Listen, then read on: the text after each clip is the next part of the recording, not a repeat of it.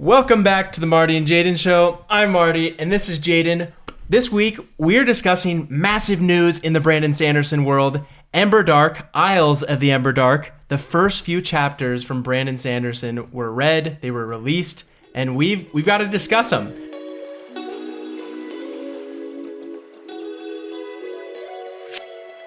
But just so you know, we're two guys that are not deep in the Cosmere, and so you're going to get the perspective of just pretty much your average reader that loves like Sanderson and the Cosmere, and just kind of our perspectives on what that was like. That's a great way of saying it. And I know he mentions in his video, we'll talk about this in a second, but we have not read, I guess I haven't, every single book that he's released so far. So all these little things, and half the connections that people make are from random YouTube videos that he's given or signings that he's been at. And it just becomes like, if you don't know every single word that has come from his mouth, then you're just not going to be caught up. Which I actually do appreciate all of y'all who do that, which is, I think it's pretty crazy. I learn from those people, but I am not that person. And this is not that podcast. And honestly, that was my initial driving force for me to finish all of the Sanderson books when I first started. Because I knew that Sanderson did all of these spoiler casts and these spoiler videos. And like, I just want to get to the point where I can actually watch those videos and not have to be afraid of getting spoiled. Have you started watching them? Oh yeah, for sure. I've been doing it for the past like year or two. Like I've been watching them, and I think they're so fun.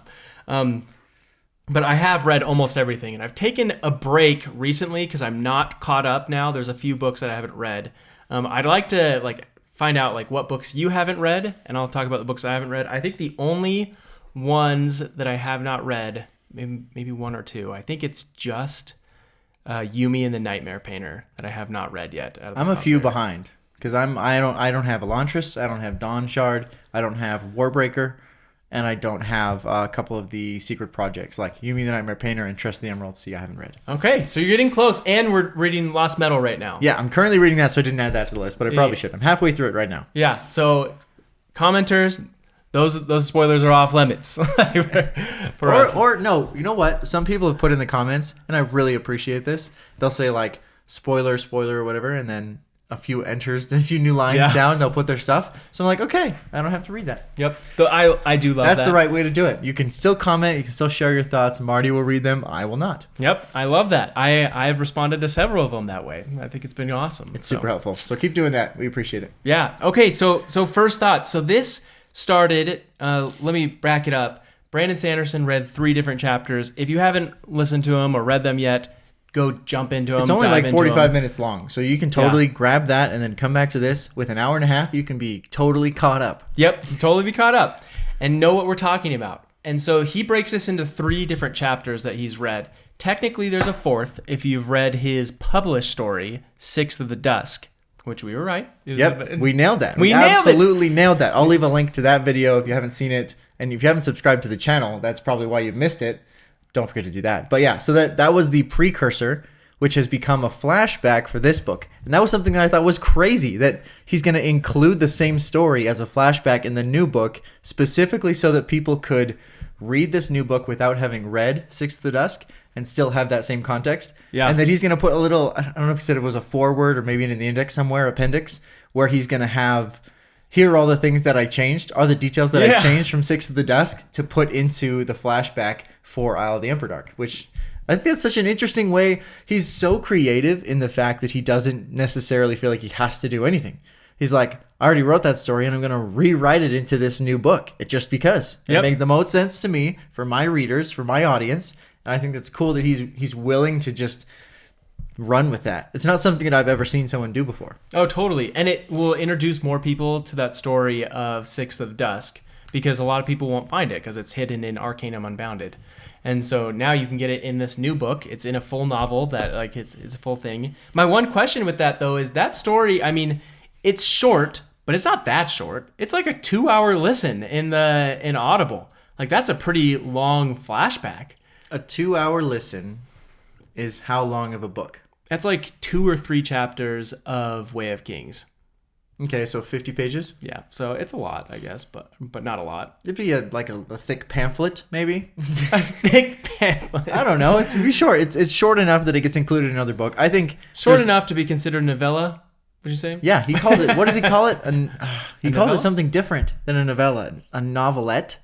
What does he call it in the video? I would have to watch again. It was interesting. It was a word I hadn't used before. Wow. But so he considers it a little bit longer than a short story. Yeah.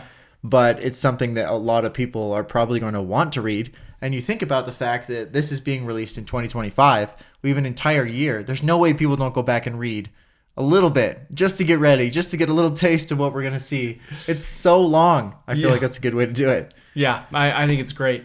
And I'm actually very curious as to when this is coming out, because I feel like I was watching his introduction of the artist who's going to be doing all the artwork for this. Okay. And he was mentioning something about, we're trying to get this out as soon as possible. Like I think he's got to do some final edits and stuff too. I don't know. I was just surprised at how much progress they'd made, and it made me hopeful that it might be a little bit sooner than summer. He also mentioned, along those same lines, that the beta readers have already read it. Yeah. Which is interesting. Usually you would wait till a final edited copy, and then you'd have beta readers for like maybe a fourth and a fifth edit that he typically does. True. So he's got to be pretty far along toward a final version, at least so much that he's had people read the entire book. Maybe not completely polished, but the whole thing is done. Yeah, and it sounds like it's something he'd been working on for years. They say shipping in 2025. I've never seen a backer kit or a Kickstarter ship early. Yeah. You're usually delayed.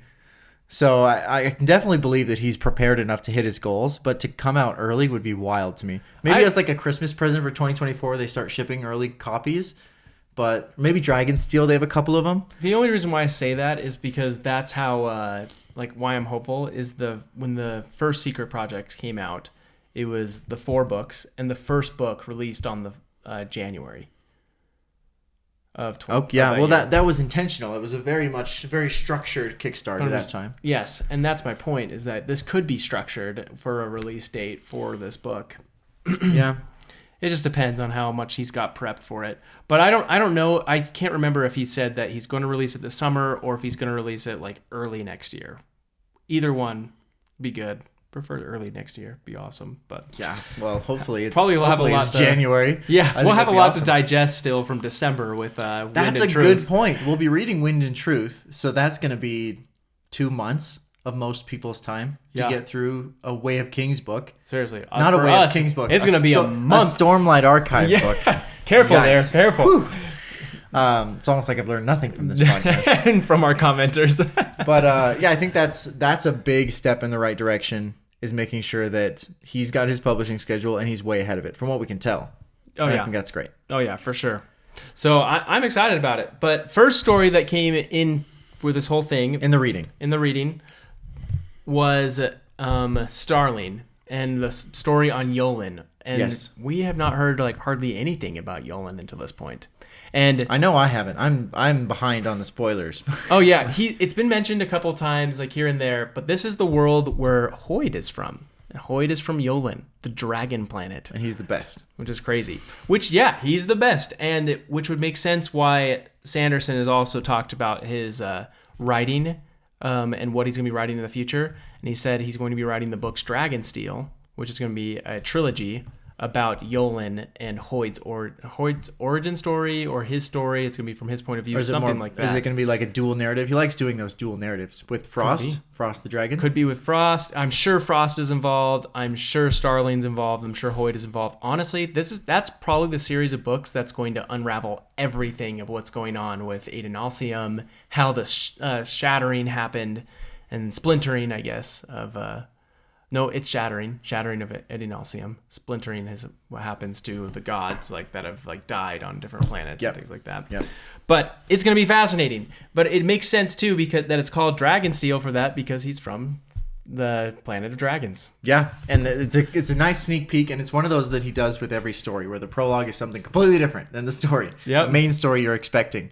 So the prologue was cool. I thought it was a cool story.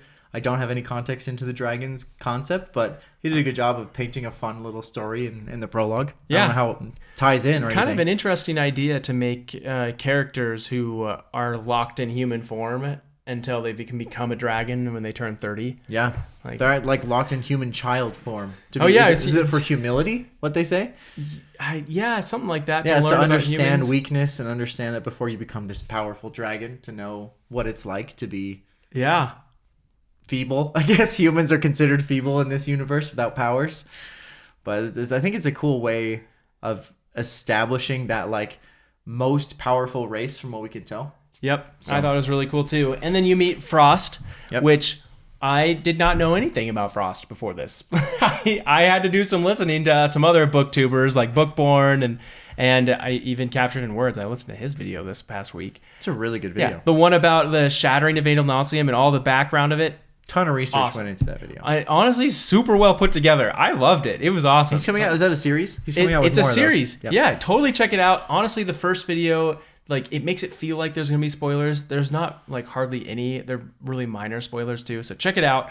Gives you a lot more content. But apparently, Frost is a character who is in this dragon in this book. It's the dad of Starling. Uncle of Starling. Yeah, he wishes his parents had been there. Yes, exactly. Her parents, I should say.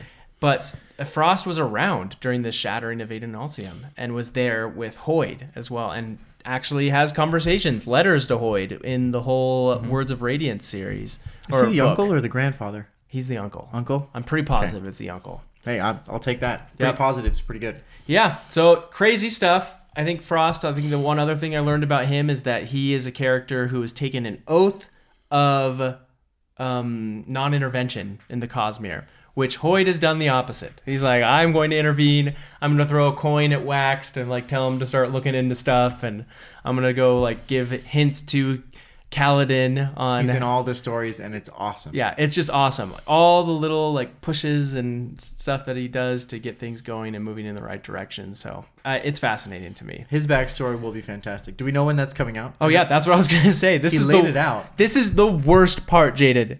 He said he will not be releasing Dragonsteel and writing it until after he's done with, get this, Stormlight 10. Oh, man. I know. We're going to be old men in this podcast. Can you believe that? Analyzing Dragonsteel. I know. I literally wrote, for my first comment on this video, like, I'm still reeling from the fact he said after Stormlight 10.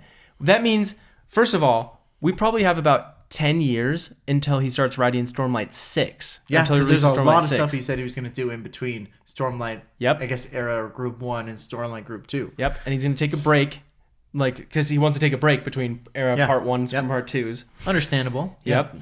Luckily, it's going to be a complete story for the first 5 books, and another complete story for the last 5. But anyways, that's long. 10 years. So long. And if it takes you 3 years, which it has been on average for his like other Stormlight books, that is 2 times 5, 10, so another 20 years. No.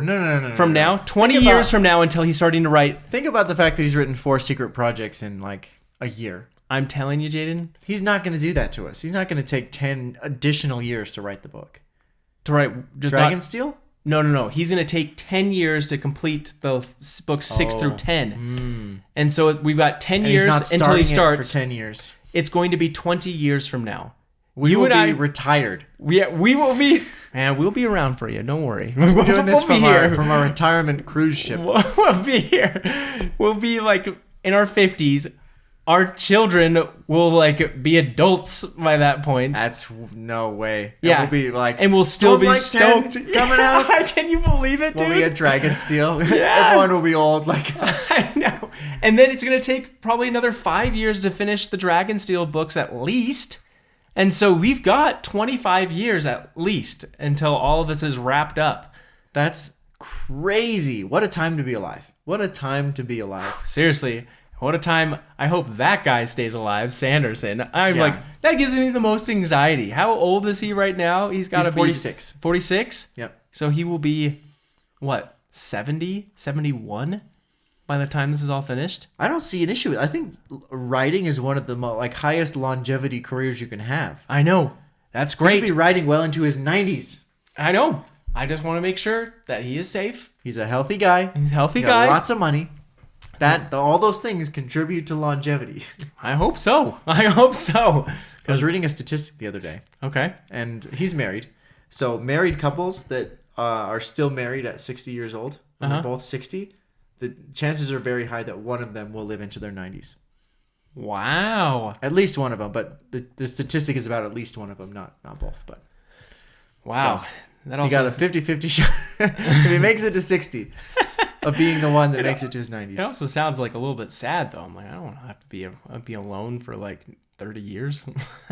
Or if you think about statistics, you just say one couple makes it to their 90s and one couple 61. That's right. Hey, that's why I'll take that. Car accident. All right. All at the same time. Wow. Hopefully we'll have self-driving cars by then. We already do. Completely self-driving. Okay. Fair enough. That's my cycling dream. Like, I love cycling, and I just want all the cars to be self-driving at be this a lot point. safer. Yeah, a lot safer. Yeah, crazy. Okay, part 2 of this whole series, though. Wow. Really bringing it back. We are way off. Okay, I'm ready. Part 2, when we actually get into the main chapter 3, right? That he read to us. I don't know what chapter it was 3 and 11. Wow, look at you remembering those numbers. It's in the chapters of the YouTube video. Okay, there you go. That's what those are helpful for. But in this chapter, this is the continuation of the Six of Dust story. Actually, it sounds like this is gonna happen before it's gonna have this part. Then it's gonna cut to the flashback. But it is in the future. Yeah. So we see Six of the Dusk again, and he is seeing his visions of dead bodies all over the place again. Actually, just in 2 places. He sees one on the launch pad of a spaceship, which is quite the change from like what we've seen in the Cosmere so far. We haven't really seen spaceships before. Maybe. Well, we're talking about the space age of the Cosmere, which is its whole unique like section. Yep. You've got like the Wax and Wane series, which is the industrial age. Yep. Right? We've got like different subsections of, I guess, existence throughout the Cosmere, and this is the space age, so it's definitely well into the future. Yeah. And what did you think? It was just fascinating how they were having to meet with people from other worlds and meeting with first the Scadrians.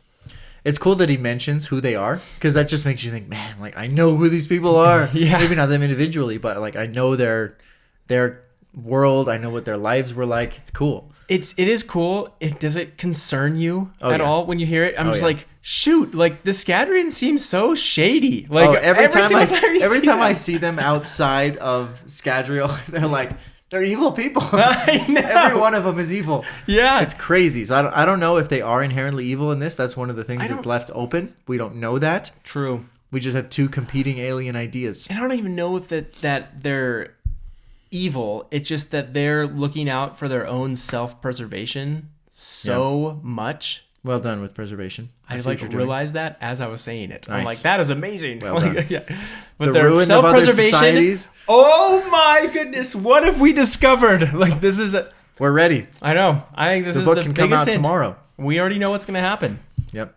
Yeah. Well, I just think that's crazy. I makes me a little bit sad because like I love all those characters and everything, but like I don't know. It'll be interesting. Sanderson does a great job at taking people with very strong motives and making them like, yeah, it makes sense what they're trying to do, but it's also like, is that the right thing to do? And which I was literally going to say the exact same thing. He has really strong characters that you like, I know this character, and then throws them into a new situation in a new world, new planet, new time frame. And it's like, let's see what happens. And every time they interact, you're like, that makes sense. That's exactly what that person would do in that situation. Yep. I love that. I love that. Yeah. So that was absolutely crazy. And then you meet another people, well, actually just one person. A single representative. A representative of a people from Roshar. Wearing shard plate. Honestly, the first time I read through this, I'm like, I was thinking dragons and I was thinking everything. I'm like, oh yeah, the plate that's fitting so well together, like, and this weird shaped person. I'm like, it's gotta be a dragon. Like it's huge. Instantly, I was like, that's shard plate. Yeah, I don't know why I didn't get it. And the second time through, sure. I was like, oh yeah, like that's why, like it wasn't smoke like from a dragon. It was like the appearing of a shard gun. Are you freaking kidding me? A shard gun. I know. Things are getting wild. That's gotta be scary. Can you imagine shooting someone and their eyes just burn out? Yeah, especially because it passes through flesh like nothing. Oh, it would just keep going. So your like radius of damage is insane with a gun. Oh my goodness. Unless they've established some sort of like explosive round or like hollow points, shard hollow points. I don't know. What in the world? But also though, you have moments where like Adolin is throwing his shard blade and he's trying to like keep it in the air without it evaporating, and then it like lands in the stone. But riddle me this. Is the bullet a piece of the gun? Because the shard blade is one thing. The gun is one thing. Is the bullet a piece of the gun? Is it also shard material? you're right. Doesn't the shard blade have to stay connected? Like you can't. Well, you can't break it. There's no. You can't have two swords. Okay, well, the shard blade itself versus like a spren blade is different. Well, yeah. But we're assuming that the gun is a spren. Are we assuming that? I'm assuming that. Bit of a spoiler. I'll just give you that one. But I do think that and this is a spoiler. This has got to be a spoiler podcast. This is high Cosmere. Yeah. But I do assume that as a spren you can turn it into anything you want. But the fact that, in my mind, the bullet has to be a very temporary expulsion of a bit of stormlight, not the actual blade or gun itself, because you would just be leaving bullets and casings all over the place.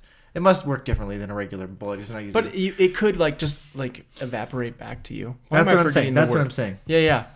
Why am I forgetting the word? What do you mean evaporate? I don't know, when you have the shard. Dismiss. Yeah, dismiss it. I guess.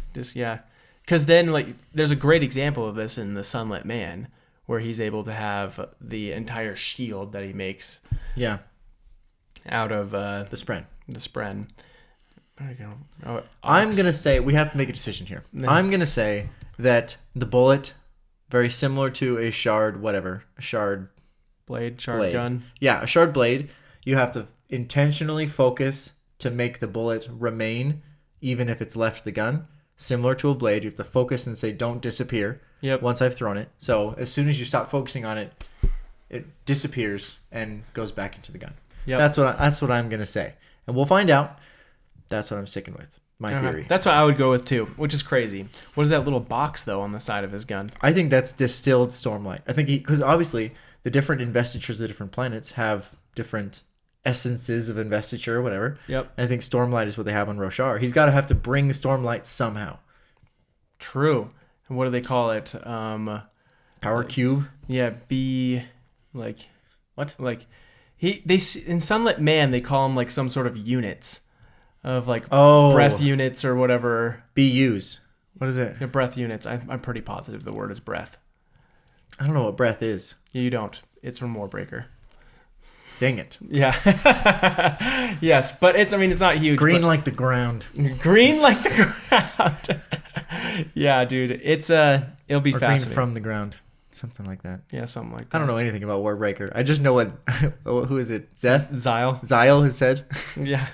Yeah, all of his cool idioms that come from that I did not catch at all the first time I read it. But then, yeah. Oh man, I can't wait to get to Warbreaker. So the Rosharan warrior comes with a separate plan. So bringing it back to not a dragon. Not a dragon. Rosharan warrior. Rosharan guy, emissary. Yep, and which we learned from the Arcanum Unbounded. The reason why he looks huge and towering is because the people from Roshar are just bigger than other people. Oh, yeah, I didn't know that. It says that in the prologue to the Roshar area. I'm like, that's so cool. Because it just makes sense. People in different worlds. Yeah. But he comes in with a separate plan because for some reason that I don't think we fully comprehend yet, the planet that Dusk is from has these things called AVRs, which are essentially magical birds, and they're very valuable for some reason, incredibly valuable. And the reason Roshar, Scadrian, I'm sure other places want these birds is for advancing their own society, whatever. So the Rosharan guy comes and says, "We'll give you one bird out of every 100 that we breed." We're first of all, step one, we're taking all your birds. That's just gonna happen. Laying down the law. It's very intense, very Rosharan. Yeah. This is how it's gonna work. It could be Dalinar, to be honest. Honestly, I was trying to think. I'm like, is this a character we know? I wouldn't be surprised if it was Adolin or Dalinar. Dude, I kind of thought it seems like that's Adolin. What would happen. But he's like, we're taking all of your birds, obviously. Yep. And then when we breed them on our own, we'll give you back one of every 100. Yep. And he's like, that's a terrible deal. He's like, well, your other option is basically to be swindled by the Scadrians. Yep. And he's like, I'm sorry, we're just at war. Yeah, he's like, that's how it goes. That's what's going to happen. But we don't know that. So Dusk is very hesitant to make any deals with any of the aliens. But the other group is very much like, oh, we'll just make a quick deal with the Scadrians who came because they've given us all this technology. And that is the thing that I wanted to talk about. So they're basically using this technological advantage that they have. The Scadrians came down. They're like, look, electricity, all the cool stuff. And they're basically saying, we have all this stuff. We're sharing it with you. We're being so generous doing all this. But basically, it's like the try before you buy heroin situation. They're giving them this electricity. They're giving them this infrastructure, and now they can't live without it. And he even mentions that very, very quickly in the book. But he's saying their power ship was late, and everything in the city basically shut down because they didn't have power to run all their new fancy toys, and the people get lazier and lazier as they're more dependent on, like I was thinking, like a drug. Yep. Dependent on the technology. The try before you buy heroin. Yeah. I did not know that was a thing. I mean, it makes sense, but like... it probably is making it very clear. I'm still I don't know what I'm talking about. That was hilarious when you said that. They're giving them a taste to try and say, hey, look how helpful we are. But then they're also hooking them on this technology. Sure. You can't go back. It's a good analogy. It's a great analogy. It's a great analogy. And I'm pretty sure that's how it works. Yeah. It might not be, but I'm thinking that in my head, and it works for me. Yeah. So it's one of the things that I thought was very interesting about the book, specifically because it talks about how, like, he sees this, I think, because of the experiences that he's had on Patchy and all the other, just difficult life that he's lived.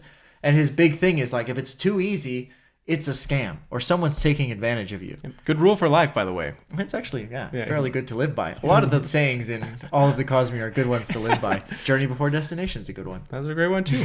But you're right. I liked the example that he gave about the birds dying off the best. Just because he said, like, hey, like, remember that time when all the birds were about to die and they just magically, like, said, like, oh, we've got a solution for you. But they waited and just held on to it and said, like, we got to go get the medicine to fix the birds and stuff.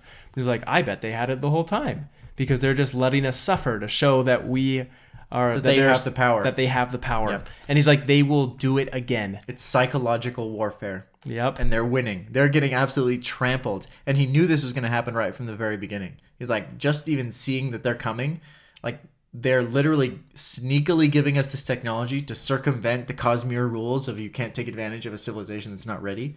They're like, oh, we'll just sneak them some technology.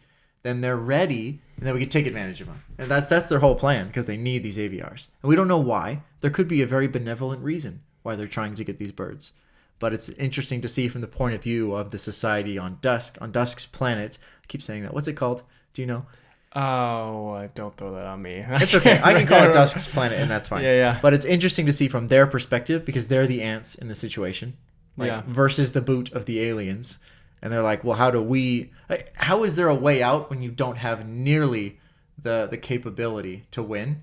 I wonder if they're going to pull like a three generals situation like they did in in Roshar. I think that was a fun one. Or sorry, no, it was Mistborn. It was when Mistborn. They played that game, but we'll see how it pans out. They'll need someone who's a really good leader. Yeah, it'll be fascinating to see how it goes. It obviously has something to do with Vathy because he sees her dead body on the table, which he's never seen any other person's dead body before, which is fascinating. Maybe he's seen her body because it leads to the death of him. Maybe it is his death to see her death. I don't know. But or it's 40 years in the future, which is the big catch. Well, that's what I'm saying. Or his big thing is if he ever loses his birds, they go to the person that killed him. What? What a theory. So my theory is that she ends up with the bird. Wow. Which is why the bird can see into that future. The bird has made contact with her in the past, too. You heard it here first. That is a very good theory, Jaden. Thank you. Yeah. I've been working on that one. Really? Waiting to release it in the podcast. Were you thinking that the whole time? Yes, that is amazing, dude. I love it. I'm down. I'm excited. I think that could be really cool because it's like this is how the birds would like the birds essentially with the corpse thing and like they can see a little bit of the future. They're connected to the timeline, and I think that'd be a cool way to make that work. Very cool, dude. Very cool. Last thing I wanted to mention about this little section is I thought it was an interesting little side note that the platform that the rocket was taking off from had to be steel. And so I'm like, why is that? Is it because of the steel pushes and pulls? It's got to be a steel push or pull or something like that. I'm like, just something Scadrian or something like that. So I thought that was cool. There were a couple of creepy things. I mean, insect face guy, kind of creepy. Remember him? Right at the end. Are you talking about part 3? I'm talking about, the end of the reading. There's only 2 chapters. I guess part 3 would be No, it was the 11. third chapter. Yeah, I thought it was super creepy. Yeah, we haven't talked about that chapter yet. Wait, this is the Emberdark section. It. Yeah, so this is where the title of the book comes from, because this book is going to be called The Isles of the Emberdark. Mm-hmm. Apparently, we've heard the term Emberdark before in the other books. I haven't. Yeah, they keep saying things like this, and I'm always like, I have never heard of this person. I don't know who Frost the Dragon is. Come on. I've read probably like 5,000 pages of Cosmere, and I haven't heard of any of this stuff. I know. It's because it's so subtle. It's one of those things that like is so like awesome because we have awesome like commenters and people who like that who pick up on those things much smarter than and be able to and be able to see it in the future. But once we get a grasp for those characters and like understand who they are from reading the books, that's when I really start connecting with the character and start remembering names. Once we go back to these again for another read someday, you will pick up on Frost. We'll pick up on We're going to have to Emberdark. keep rereading this stuff because we've got 25 years before we're going to get to read everything. Sanderson is brilliant. He's killing us, but he's getting us to read and reread and stuff. But so anyways, the Emberdark is a part of Shadesmar. And Shadesmar is basically the upside down. It's the upside down of, nice. Yeah. Yep. And what you get introduced to in the Stormlight Archive when they go into the place that's basically where the water is land and the land is water. And Mistborn. Yeah, Mistborn, you see it for Secret History. Yep. And then you also see all the Spren that have their physical forms, in case you forgot what Shadesmar is. Yep. Then, apparently, there is these spaces and areas, probably the stuff in between all the different planets, because you can get to different planets from Shadesmar. And I would think that's what the Emberdark is going through those spaces in between planets that is just, I guess, dark, misty is what I kind of imagine it. They said it's beautiful as they're going through it. Well, it's the opposite of what's in the real world, essentially. Mm-hmm. Like the beads become water on land, and they're land when it's water. Yeah. So when it's empty space, what would it be? What is it? I don't know. So like I said, it's beautiful. It's like fun. Like all this is the opposite of dark, empty space. But it's Emberdark, so I imagine it's like dark, but also like flame-like. Throwing it out there. That's my theory today.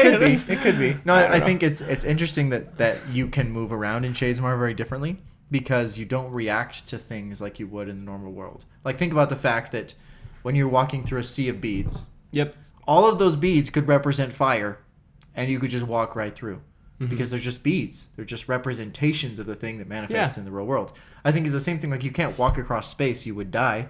Because you need air, you need all these things. But in Shadesmar, you don't have to interact with the physical things of the world. And I think it's cool because it makes sense to me. It's not just, this is magical realm where just everything works. Don't worry about it. It all works. I know. The concept that all of these entities just are represented, but they don't like react to each other. I think that's important. Oh yeah, no, like a fire is not going to burn a stick in Shadesmar because they're next to each other. Well, I was just saying like it probably looks like fire and flames is the Emberdark. Oh like, yeah. That's what I wasn't saying anything about what the location like you were saying. I was just saying how cool Shadesmar is overall. Oh yeah, very very cool. I've loved all that too. Has anyone ever entered the spiritual realm? I don't know. That's the cognitive realm is Shadesmar, and then there's the physical realm, which is normal world. We've seen people bring it together all into one. We have, and it's very cool. Which is very cool. But I don't know. I don't think so.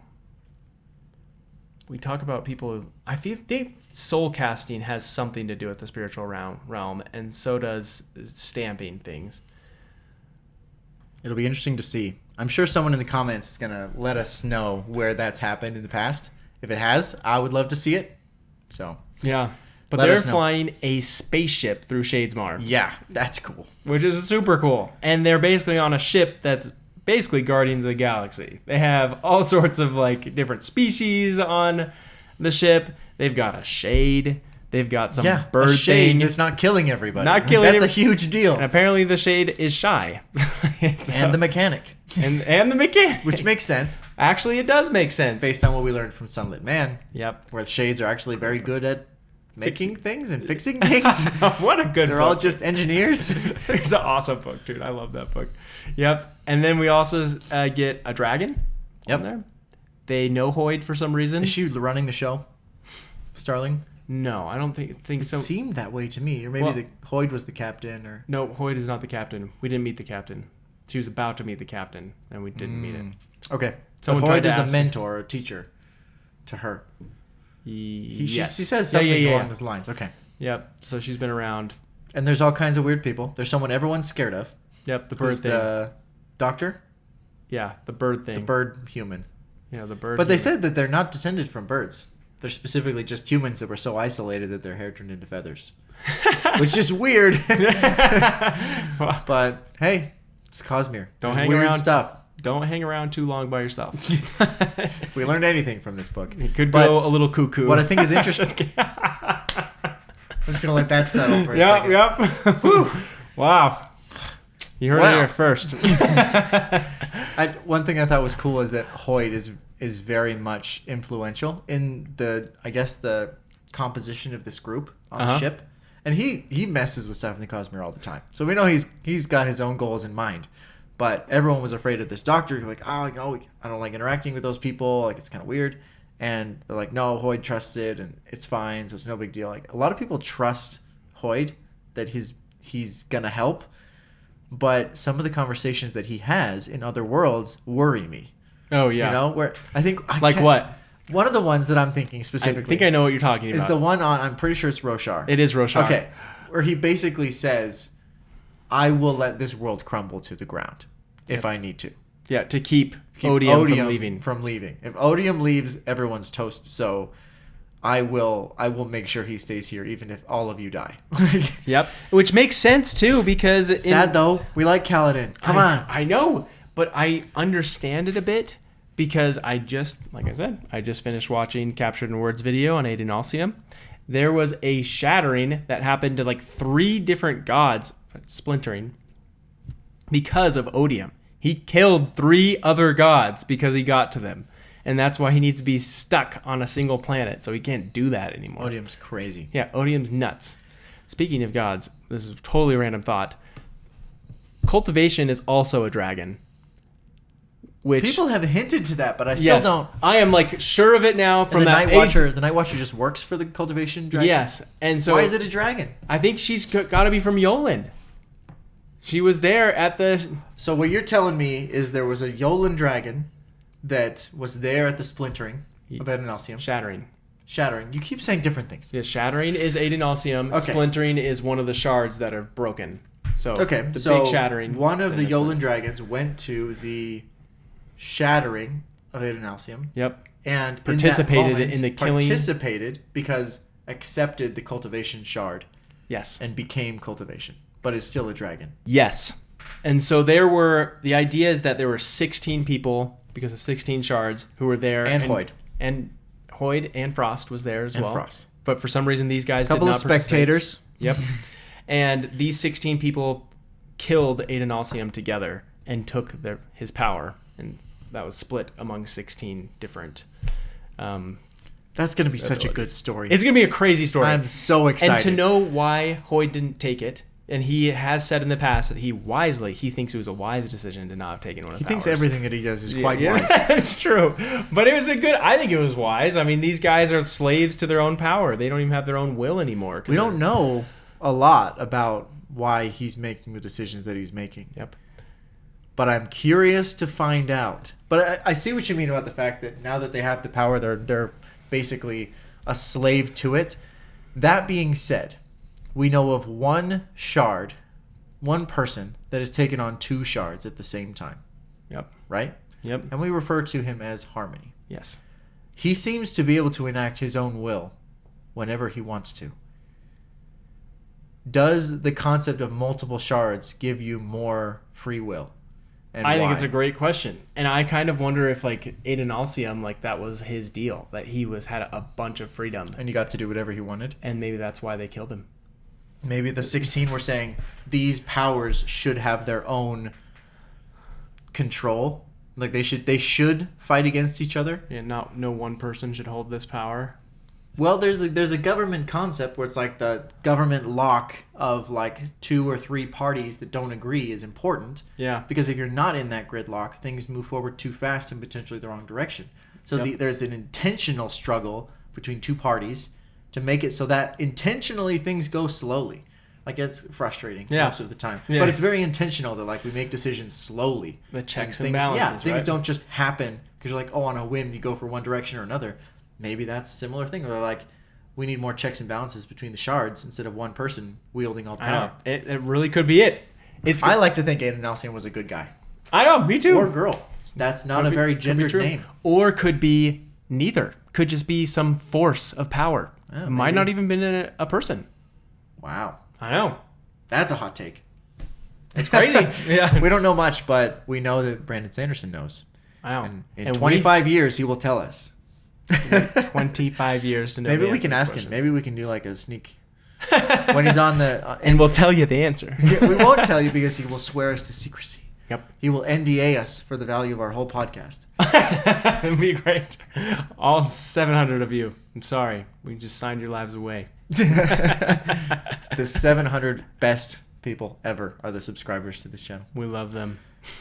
So is there anything else you wanted to mention in the third part of... I think that was pretty much it. Emberdark. It was just fascinating to see all the Cosmere references that I noticed. I'm sure there were many that went over my head, but I had fun. I thought it was cool. Do you think he picked these chapters so that they would have the most Cosmere relevance? Or is it just that's how jam-packed it is?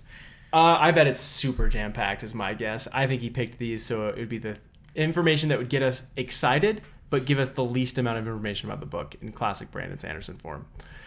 That sounds about right. I think it's very intentionally curated to have a ton of Cosmere connections and very little plot. Yeah. I'd say that. He just knew we were going to go crazy for that. And we did. It was awesome. We played right into his hand. It was great. Actually, my last question is, how do you feel about Brandon Sanderson reading his own books? I know. So, oh, man. One gets accustomed to Michael Kramer and That's Kate what I was going to Redding. say. We have been very spoiled by some excellent readers of all of Brandon Sanderson's book. All of them. Like, the readers have been fantastic. I didn't listen to the reader of Silent Man, but you said he was great. Yep. And it surprised me. I knew it would. To say that for someone who wrote all of those words, to like, I think maybe he's just excited about it, kind of like stumbling through words a little bit. But I would take that any day. Like, I have no problem with it. I just think it's interesting to see that he's not an audiobook reader. No, he's not. And I'm grateful that he gives that away to other people. Yep. Because they do an Some amazing people read job. their own audiobooks that should not. Yeah, that's what I'm saying. And he does amazing job writing these books. I'm just grateful that we've got Michael Kramer and Kate Redding. I was just thinking the other day, what do we do when they're like, when they pass on, and what if they're not around in 25 years? Dude, don't even worry about it. AI is going to be so ready. Oh, no. We're going to be ready for that. Honestly, I think Michael Kramer is going to record his voice in the next 2 or 3 years and then just churn out audiobooks whenever he wants without doing anything. There you go. I'm telling you, the world of that type of entertainment, like voiceover readings of books, is going to be night and day different in the next 2 years, 2-3 years. I don't know how to feel about that, Jaden. It's true, though. I mean, think about what we already have with audio and voiceover and all these things that already exist and how fast AI is advancing. That's pretty nuts. It is nuts. But I don't know what to say. I'm at a loss of words. I don't even know what to say. You could put the entirety of the Stormlight Archive or the Mistborn Era 2 and 1 into a language learning model and say, write the Ghostblood series. And you'd get some very interesting theories. Maybe that'd be a fun podcast episode, but where we see what it comes up with.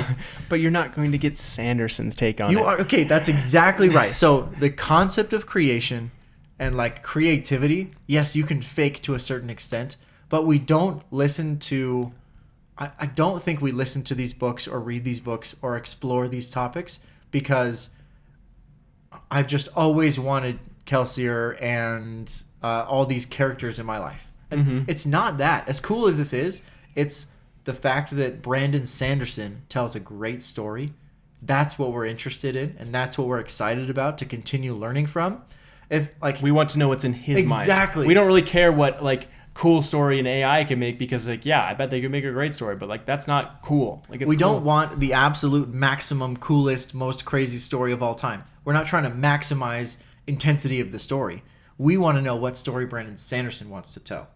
And that's what makes it exciting because you don't know what's going to happen. You don't know which direction he's going to go. He has that creative control as an author, as a creator. And that, I think, is the biggest competition we have, or the biggest competitive advantage we have over AI, is because people like to listen to other people's stories and people like to hear what other people have to say. And that's something you don't get from just maximizing a language learning model. That's just not the same thing. Love it. Love it. It's the truth. Well, You heard it here first. But I do think audiobook readers, they're going to go that route because why not? Why not? It's the same thing. Like, you could just have your voice automatically dubbed over a book, and then the book would be done in an hour. And I'm sure they would appreciate not having to read for probably 3 weeks of full time to get to a book. I don't know. I think it'd be a lot easier for them. Yeah, so I think it's great. We'll see. We'll see if I end up liking that. Hopefully. You won't even notice. I'm calling it now. I know. It's just I don't know how I feel about that. There's a little piece in me is like, even if I don't notice, I'm like, like I don't know how I feel about that. You don't like the age of the computer? No, don't put me on there. Like okay, now you've got me. Okay, I was gonna try and wrap this up, but now I've got another comment for you. Not done. I met this guy the other day. He was super down. He's like, yeah, I'm getting a computer science major or whatever. I'm like, oh, cool. Like computer science is pretty cool. He's like, yeah, but it was probably a dumb idea. Like I'm going to be outdated by the time I want to get a job anyways. And I'm like, that is the worst perspective. It's also not true. Yeah, it's also not true. As someone who studied that very similar thing in school, I can tell you that's not true. Yeah, and I was trying to explain it to him with my not computer science major brain and everything. But what I told him is that then I want to hear what your perspective is on ready. This. Don't you worry. Yes. Because there have been some really cool studies done on AI and how it works. My favorite study is the study that they've done with chess. So chess, computers for years have been 1,000,000 times better than any human. The best humans in the world. They cannot beat them. But humans can't beat the computers. But what they found is that if you pair a human with a computer against another computer, the human can beat another computer. And they do really, really well against it. And so what they found is that the combination of humans plus AI actually makes like a better, more like smart being. And so it's the companionship that we're going to be starting to see in the future. And they've actually even started having chess tournaments where you have teams of people paired with a computer versus another team of people with another computer playing against each other. And they are incredibly good. And I'm like, I see that in my mind is where the future is going with AI, is the team of human plus computer to make things better than either a human or a computer could do alone. So my thoughts are that for a short period of time, that will be the case. But eventually the computers will win on their own. Wow. Shut me down. So you agree with this guy then? No, I don't agree with this guy. So but the example you gave of chess, I think, is an interesting one, because chess is just an example of permutations and pattern analysis, right? Yep. At its core. Would you ever go to a tournament where it was all computers playing against each other? Would you watch a computer versus computer chess game? No. No, that sounds incredibly boring. Yeah. What's the point of that? Like, you're just not invested. You don't even watch a chess match to see the best chess ever. You know, you don't just watch the board, you watch the players. Okay. It's a sport for a reason. And a sport isn't just like, as an example. Well, hold up a second. Chess is not a sport. It is a game. It is a very smart game. But like I respect everyone who does chess, and I love chess and everything, but it is not a sport. Okay, so the game of chess. Okay. But let's do a sport. Let's say basketball. Would you consider basketball a sport? Yes, of course. So, well, there's. I don't even like basketball. I like March Madness, but I do not like basketball. Not this year. Anyway, with basketball, like, you could, once Tesla's Optimus robot and everything, all these robots become, super like, the potential is there. Yeah. You could get a basketball team of humanoid robots that are just perfect. Mm-hmm. They never miss a shot. They never foul and they never miss a shot. They're faster, better, stronger, more balance, more aim, everything. They wouldn't even, the game wouldn't be fun because they would just inbound and shoot the ball from cross court every single time. Okay. Like, there's no actual entertainment there. You don't watch basketball to see perfect basketball. You watch basketball to see the conflict between two teams that really want to win and that have trained to be as good as possible in certain situations. Okay. So I don't think AI being better at humans than chess or better at humans than basketball really matters, because that's not why we watch sports. Okay. But I do think having AI is going to make a massive difference for things that we just can't do on our own, which is technological advancement and things like space flight and energy and all the problems that we need to solve to make life better as humans and keep the planet and all this stuff. That's what AI is going to help us with, because we can't do that by ourselves. Okay, so why is that guy wrong then? I think going back to the computer science topic, thank you for bringing it back. Going back to computer science, he's wrong because computer science is not just writing code. Okay. And I very, very feel strongly about this. Okay. And yeah, okay, maybe the syntax or the languages, if he's learning, like, you could learn any number of languages in your computer science course. You could learn assembly code. Is that going to be valuable when you graduate? Like, are you going to be the best assembly code writer of all time? No. Mm-hmm. You're probably not even going to be good as the junior developers that are at the companies you're trying to work at. That's something you get better at over time. But imagine you don't have to learn that at all. AI is good enough where it will write all of the code for you. I've worked with AI co-pilots in code and writing code with those. They're not that great yet, but they're good at writing very specific things that you tell them to write. Like, write this function that does this thing, and then it can write it out for you. Does that save me time? Absolutely. But would it be able to do my job? Not quite yet. And even if it could, you still have to solve problems on your own, because humans create the problems. We're creating products for humans. Mm-hmm. If humans create the problems, humans create the solutions, and AI can be the structure, the building block of that. If he's focused his whole learning career on being the best at writing the code, he's wasting his time. Yeah. So, but what would his role be then? Like a computer scientist. Yeah. Not a computer coder. I think there's a huge difference. Yeah, in order to like develop the AI or to work with the AI to create something. Both. I think there's two different career paths. So are you telling me that the combination of human and AIs would be more powerful than just AI on its own? I think in this, yes, I'm absolutely saying that. Yes. I think you're totally right. Yeah. I think the example of sports and chess as pattern recognition, computer will eventually it's an better. Analogy, right? It's a good analogy. Yeah. And that's where I'm going for it, because I think that is the future, right? It is the combination of humans plus AI will make a better world. It's not just AI. It's not just humans. And people who want to go one extreme or the other are just that extreme. But I do think eventually we will route AI and computers from our games and sports. I think it's a fun challenge to get AI better, and eventually we're just going to not be interested in it anymore. Be like, we don't really want to watch AI play a perfect chess game. We want to play chess. For sure. So eventually, like, it's cool to see the benchmarks of computers getting better over time, but I'm calling it in the next 5 years, like, it's going to be gone. No one's going to want to see it. So it's just going to go away. Like, no one's going to have an AI for chess because it's just not going to be entertaining. Although I have liked the AI on my chess games. So I play AI chess. for learning is a very different thing. That's what I'm saying. Yes. So that I could see there is a place for it still. Yes. If AI is could be the perfect teacher. Yep. Or the perfect instructor, like based on individually your game, personalization, all that stuff. That's something it does well. But yeah, at the highest level, we want to see humans play games and sports. Let us know if you want an entire podcast about Jaden and I ranting on AI, because I could go. There are more things I want to say right now that I'm very interested in. The last 10 minutes of the podcast had nothing to do with the Emberdark, but hopefully you stayed with us. Hey, there's probably AI somewhere in Sanderson's world. I bet that comes. It has to be. Has to be. We're seeing it in our world. Come on. Anyway, hope you guys stuck with us and enjoyed it. If you did, let us know if you're interested in an individual podcast just about that stuff or anything else, any other books we should read, topics we should cover.